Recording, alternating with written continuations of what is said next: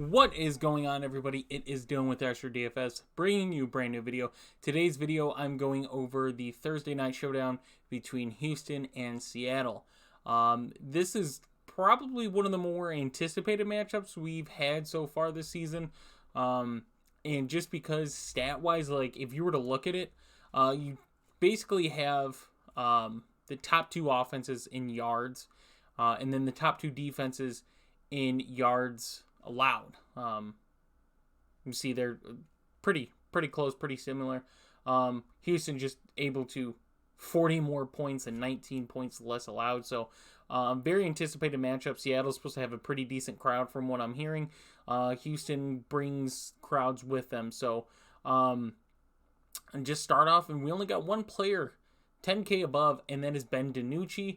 On the main slate, I think he's 13 or 11. But on the showdown, it's different. So in this, I'm just going to break down both teams, go over some values, and go over who I like and some opportunities that I see. So as far as values, what we're looking at is a couple players on Seattle's side. One is TJ Hammonds down here at 1,800.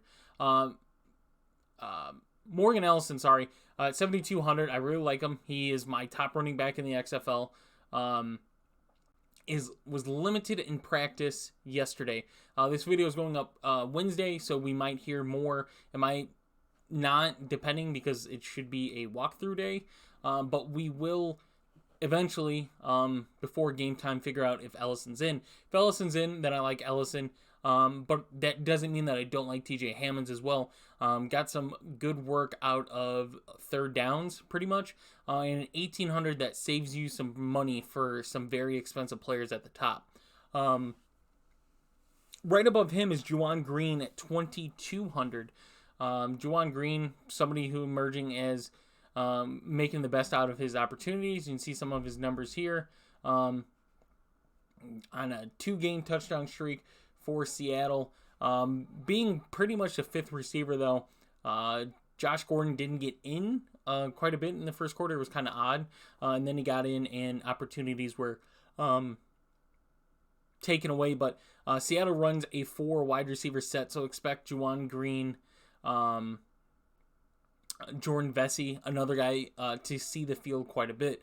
And then that leads me to Jordan Vesey, at 5K here. Another guy that gets you opportunities, been pretty solid, only 1 touchdown on the season, but pretty solid as far as his opportunities for being the 4th wide receiver on that offense.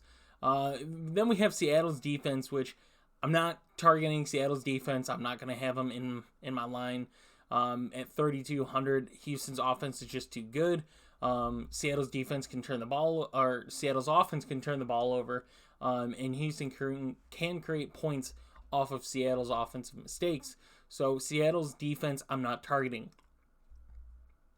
The guys that I'm targeting is, of course, the more expensive guys, though. Ben DiNucci at 10K, Ja'Keir Pearson at 9,800, Josh Gordon at 9,400, Blake Jackson at 7,400. I really like Josh Gordon and Ja'Keir Pearson the most. Obviously, pricing wise, yes, like it makes sense. But I like Josh Gordon again. I think this is a game where he definitely shows out. You want to have a really good game tonight, or Thursday night. Just because there's going to be a lot of eyeballs watching this game. So this is a game to where you want to show out.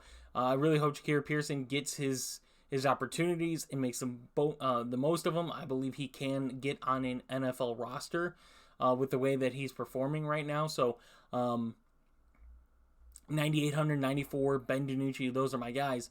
When you're looking at values, some guys to get in, TJ Hammonds, Juwan Green. Hammonds, I'd say if Ellison is out, or you hear that he's not 100%, then yes, TJ Hammonds becomes a play. Bradwell up here at 5,200, recently on the team, but I think he had 2 carries for 5 yards. TJ Hammonds getting that work. They trust him, getting some of those pass catchers. And if this is a game where Houston does what they do and put points up on the board, which I believe they can do easily against the Seattle defense, their defense is not that impressive. then Seattle's going to have to pass the ball quite a bit too. And without Morgan Ellison, their run game is quite bad. So those are my guys on the Seattle side, and now the Houston side. And this is a game where I believe you do have values. Houston, the couple guys that we're looking at, Nick Holley down here at 2,800 if Max Borghi's out. If Max Borghi is in, I believe Nick Holley probably won't be on the field as much.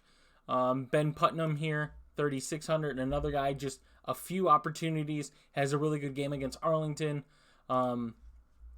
Man, it's very strange what Houston does running the ball. I mean, I think they just want to put up points. They don't want any chance of a team coming back and did what St. Louis did week 1.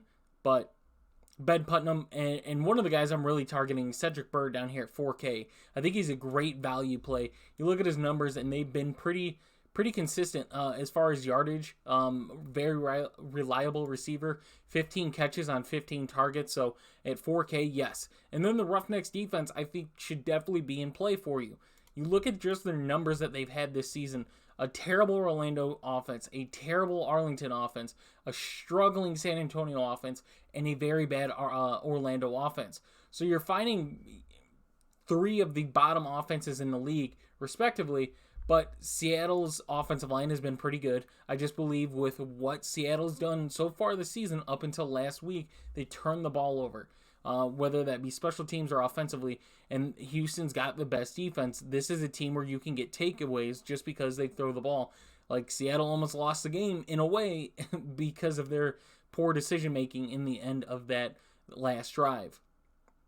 And then if Max Borghi's out, you have 2 running backs that become playable, even though the pricing is not where I want it to be, and I wouldn't trust it unless you're playing quite a few lines.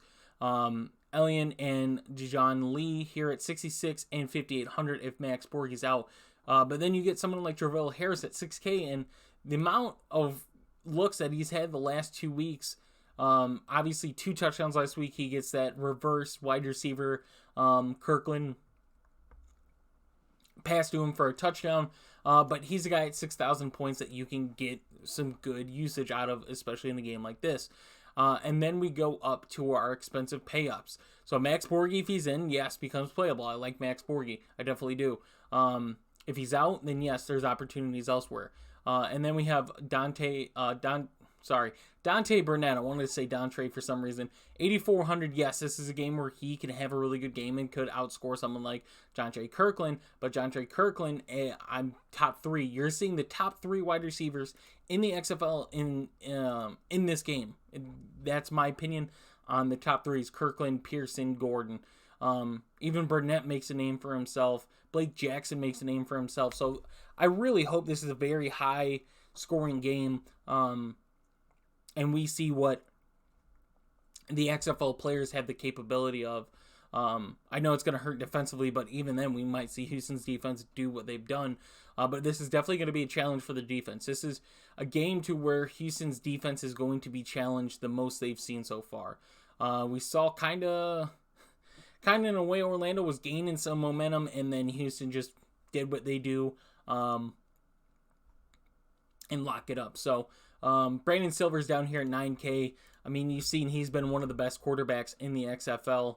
I think the play calling is great for Houston. Their offensive coordinator is very smart. But you look at his yardage in only one game under 200. But even then, they didn't really need to throw the ball that much against Arlington. So what I'll do now is just try to make an example line based off of who I like and see if we can make a good line. So I want to get Bird in here, obviously. That'll allow us to save some cap. I want to get both quarterbacks. I don't know if we're going to be able to, salary-wise. We have 9K. We need one more value. We need a good value play in here. And let's say Morgan Ellison is out. Let's just say he's out. So let's put TJ Hammonds in there, and then we get 2. We have to choose. Let's get Kirkland and Pearson. And that leaves us with 1,600. 3 and 3 stack: Hammonds, Pearson, Ben DiNucci. Let's say Ellison's in, then we could go even Juwan Green down here and still keep it at a 3-3 stack. Get both quarterbacks, get 2 top receivers. Even though in this, like I said, I want to go Josh Gordon. I think this is Josh Gordon game, so I'd probably put Josh Gordon in above Pearson. So hope you did enjoy this video. I hope this did help. If you guys have any questions, feel free to leave a comment. I will get back to you as soon as I can. And then I will still try to have I will have a video out Sunday for sure, but I will try my hardest to get a video out Saturday morning for the weekend slate. So stay tuned for that. Hit the like button, subscribe, so when I post you guys know and can consume this XFL content. So hope you guys enjoyed. See you in the next one.